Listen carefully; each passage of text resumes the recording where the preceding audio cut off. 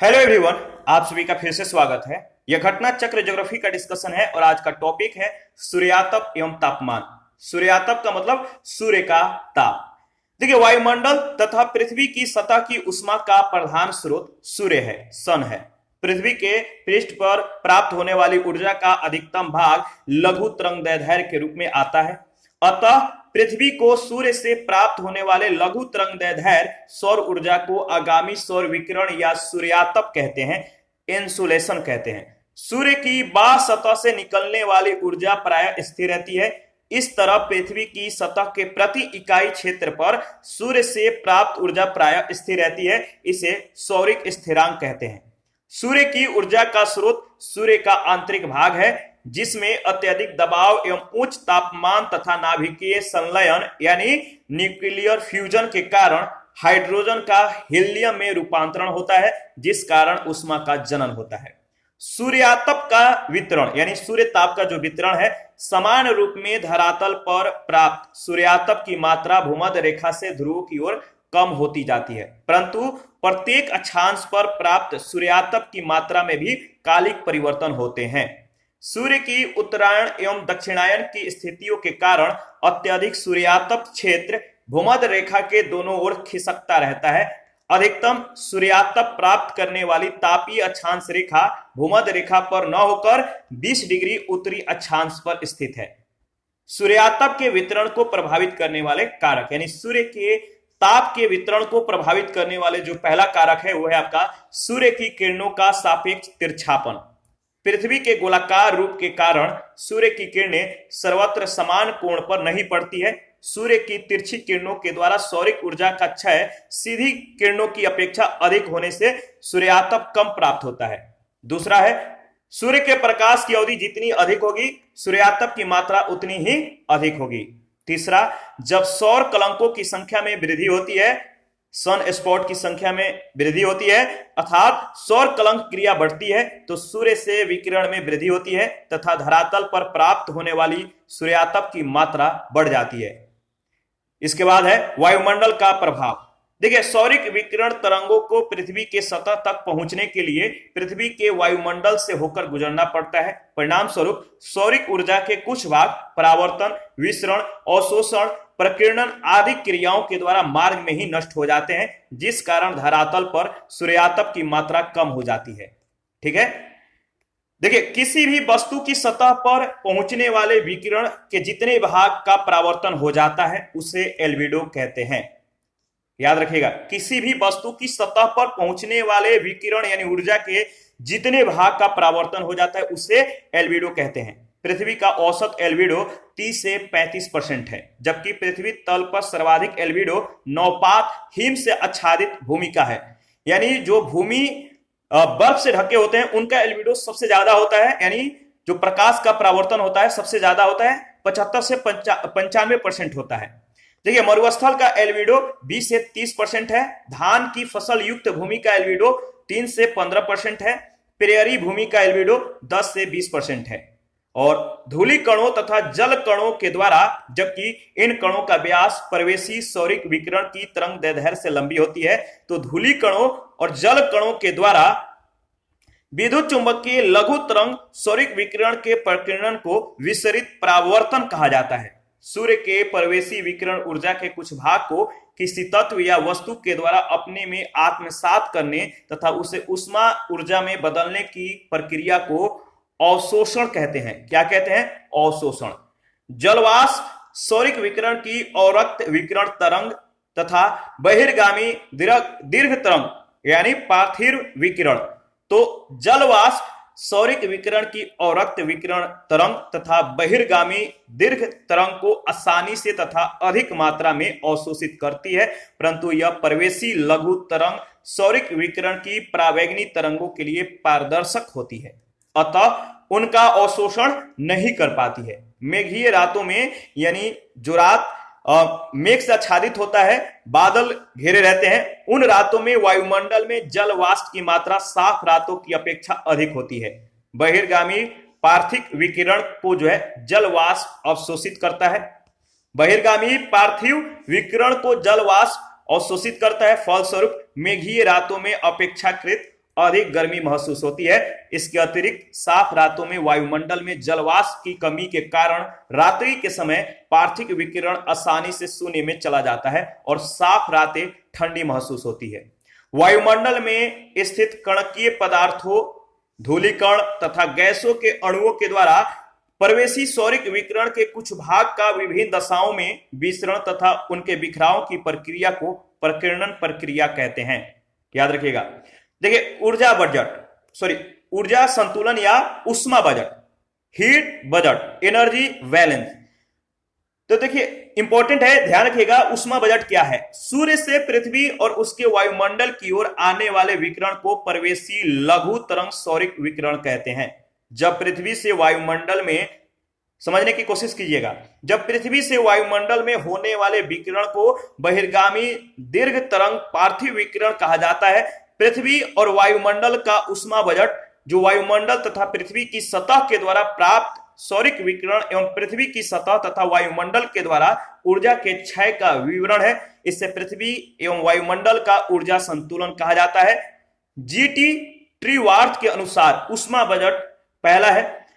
देखिए, जीटी ट्रीवार्थ के अनुसार ऊष्मा बजट प्रवेशी लघु तरंग सौरिक विकिरण तथा पृथ्वी एवं वायुमंडल का ऊष्मा बजट। पृथ्वी अपनी ऊर्जा का अधिकांश भाग सूर्य से लघु तरंग सौरिक विकिरण के माध्यम से प्राप्त करती है।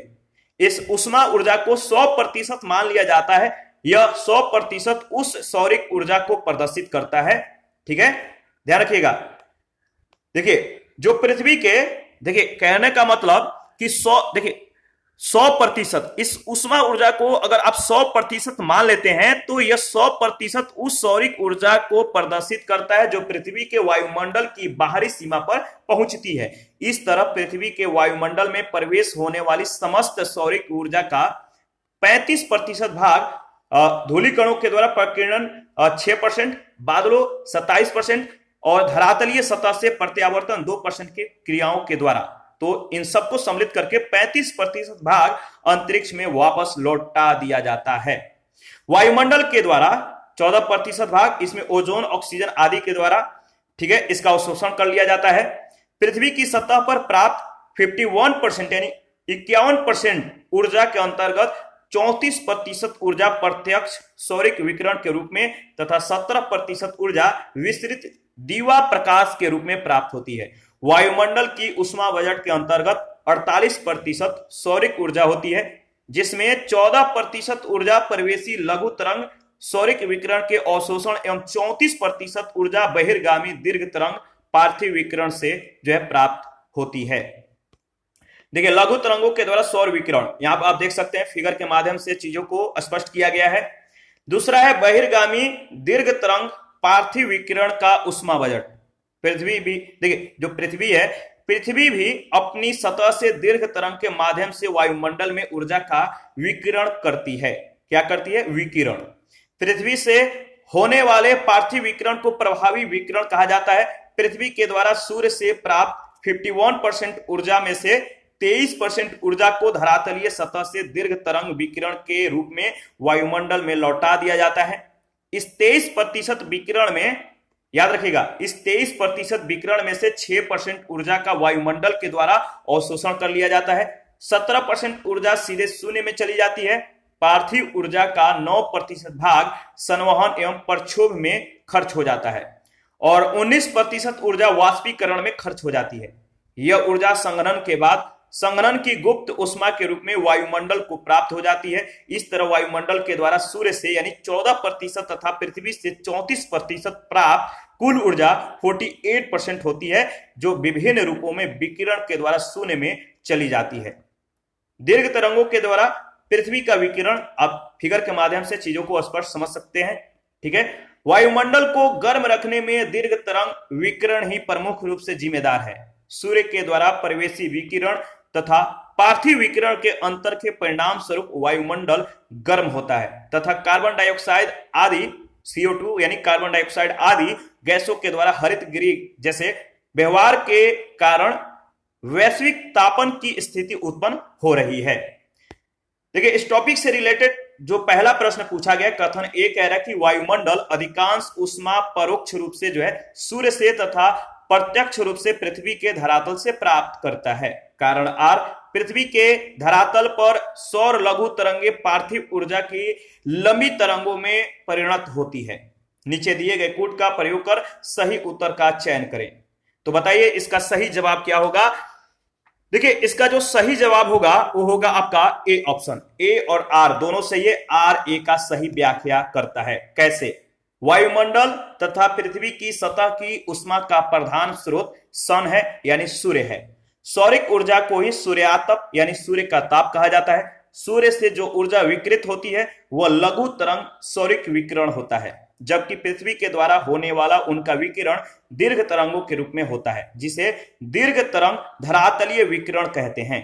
वायुमंडल को गर्म रखने में दीर्घ तरंग विकिरण की प्रमुख रूप से जो है जिम्मेदारी होती है। यानी वायुमंडल को गर्म रखने में जो तरंग है दीर्घ तरंग विकिरण ही प्रमुख रूप से जिम्मेदार है। और इन दोनों यानी सूर्यातप और पार्थिव विकिरण के अंतर के परिणाम स्वरूप वायुमंडल गर्म होता है और कार्बन डाइऑक्साइड आदि गैसों के द्वारा हरित गृह गैस जो हरित गृह है, इन जैसे व्यवहार के कारण हरित गृह गैस के व्यवहार के कारण वैश्विक तापन की स्थिति जो है उत्पन्न हो रही है। तो याद रखिएगा इस पर आधारित नेक्स्ट जो प्रश्न है, सेकंड प्रश्न में पूछा गया सामान्यतः पृथ्वी की सतह से ऊंचाई बढ़ने के साथ तापमान में घटोतरी होती है, क्योंकि पहला है वायुमंडल पृथ्वी के सतह से केवल ऊपर की ओर गर्म हो सकता है। दूसरा है ऊपरी वायुमंडल में आर्द्रता अधिक होती है। तीसरा है ऊपरी वायुमंडल में हवा कम घनी होती है। तो बताइए इन तीनों में से कौन सा सही है। सामान्यतः पृथ्वी की सतह से ऊंचाई बढ़ने के साथ तापमान में घटोतरी होती है। इसका जो कारण दिया है, क्योंकि तीन कारण है, आपको बताना है इन तीनों में से कौन कौन सा सत्य है। तो देखिए वायुमंडल पृथ्वी की सतह से केवल ऊपर की ओर गर्म हो सकता है, बिल्कुल सही है। और तीसरा है ऊपरी वायुमंडल में हवा कम घनी होती है, यह भी सही है। तो सी ऑप्शन राइट ऑप्शन। विश्व में सूर्यातप का वितरण तापमान के वितरण को नियंत्रित करने वाला मुख्य कारक है। सूर्यातप के अवशोषण के कारण धरातल गर्म होता है और इससे धरातल के संपर्क में आने वाली वायु भी गर्म हो जाती है। इसीलिए ऊंचाई बढ़ने के साथ साथ तापमान कम हो जाता है। ऊपरी वायुमंडल में वायु विरल एवं आर्द्रता का अभाव होता है, इसलिए कथन पहला तीसरा सही है, जबकि दूसरा कथन गलत है।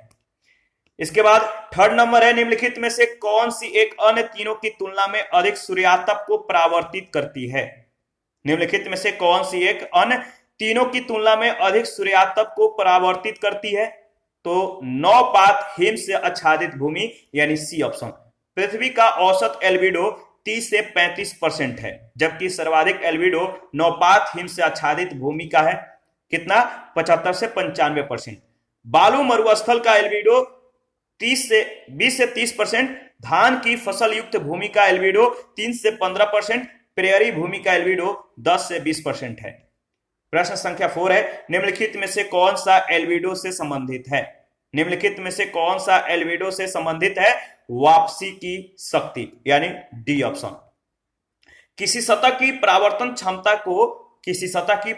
क्षमता को एल्बिडो के रूप में जाना जाता है। जमी हुई बर्फ का एल्बिडो हाई होता है, ऊंच होता है, जिसका तात्पर्य है वह सौर विकिरण को अंतरिक्ष में परावर्तित करती है, जबकि हरित क्षेत्रों जैसे वनों एवं मैदानों का एल्बिडो निम्न यानी लोअर होगा। 5 नंबर है निम्नलिखित कथनों पर विचार कीजिए। पहला है अटलांटिक महासागर की तुलना में प्रशांत महासागर में तापमान का वार्षिक परिसर अधिक है। दूसरा है दक्षिणी गोलार्ध की तुलना में उत्तरी गोलार्ध में तापमान का वार्षिक परिसर अधिक है। बताइए इन दोनों में से कौन सा कथन सत्य है। देखिए उपयुक्त में से आपको बताना है कौन सा कथन सत्य है। तो देखिए उपयुक्त में से जो दूसरा कथन है दक्षिणी गोलार्ध की तुलना में उत्तरी गोलार्ध में तापमान का वार्षिक परिसर अधिक है, यानी केवल सेकंड वाला जो स्टेटमेंट है बिल्कुल सही है। B option is right option. सागर का आकार जितना बड़ा हो जाता है, सागर का आकार जितना बड़ा होता है वार्षिक तापांतर उतना ही घटता जाता है। तो सागर का जितना आकार बड़ा होगा तापांतर उतना ही कम होता जाएगा। अतः अटलांटिक महासागर में प्रशांत महासागर की अपेक्षा अधिक तापांतर पाया जाता है। उत्तरी गोलार्ध में स्थलीय भाग की, जबकि दक्षिणी गोलार्ध में जलीय भाग की अधिकता है। अतः दक्षिणी गोलार्ध की तुलना में उत्तरी गोलार्ध में तापमान का वार्षिक परिसर अधिक है। प्रश्न संख्या 6 है निम्नलिखित में से कौन सा कथन सही नहीं है। कौन सा कथन सही नहीं है आपको बताना है। तो देखिए इसमें जो कथन सत्य नहीं है वह आपका अधिकतम तापमान की मेखला विषुवत रेखा के सहारे पाई जाती है। बी ऑप्शन सही नहीं है। सामान्यतः भूमध्य रेखा से उच्च अक्षांशों की ओर औसत तापक्रम कम होता जाता है। भूमध्य रेखा से उच्च अक्षांशों की ओर औसत तापक्रम क्या होता जाता है? कम होता जाता है। परंतु अधिकतम सूर्यातप प्राप्त करने वाली तापीय विषुवत रेखा भूमध्य रेखा पर न होकर 20 डिग्री उत्तरी अक्षांश पर स्थित है। अतः कहा जा सकता है कि अधिकतम तापमान की मेखला विषुवत रेखा के सहारे नहीं पाई जाती है, इसलिए कथन बी सही नहीं है। 7 नंबर है, पृथ्वी पर सबसे उच्चतम तापक्रम रिकॉर्ड किए जाते हैं। पृथ्वी पर सबसे उच्चतम तापक्रम रिकॉर्ड किए जाते हैं 20 डिग्री उत्तरी अक्षांश पर। सी ऑप्शन बिल्कुल सही ऑप्शन है। 8 नंबर है, साफ रात मेघीय रातों की अपेक्षा अधिक ठंडी होती है। साफ रात मेघीय रातों की अपेक्षा ठंडी होती है। सही जवाब है विकिरण के कारण। बी ऑप्शन सही ऑप्शन है। देखिए मेघीय रातों में वायुमंडल में जलवाष्प की मात्रा साफ रातों की अपेक्षा अधिक होती है। बहिर्गामी पार्थिव विकिरण को जलवाष्प अवशोषित करता है। फलस्वरूप मेघीय रातें अपेक्षाकृत अधिक गर्म महसूस होती है। इसके अतिरिक्त साफ रातों में वायुमंडल में जलवाष्प की कमी के कारण रात्रि के समय पार्थिव विकिरण आसानी से शून्य में चला जाता है और साफ रातें ठंडी महसूस होती है। वास्तव में वायुमंडल ग्रीन हाउस प्रभाव की भांति व्यवहार करता है। याद रखिएगा। इसी के साथ आज का सेशन समाप्त करते हैं। नेक्स्ट सेशन में चक्रवात के बारे में डिस्कस करेंगे। आप अपना प्रतिक्रिया जरूर दीजिए। आपके प्रतिक्रियाओं का हमें बेसब्री से इंतजार रहता है। जिन लोगों ने Telegram channel, Telegram quiz group, Facebook page, Instagram को ज्वाइन नहीं किया है, वीडियो के डिस्क्रिप्शन बॉक्स में उसका लिंक है, आप ज्वाइन कर सकते हैं। Thank you. मिलते हैं नेक्स्ट सेशन में।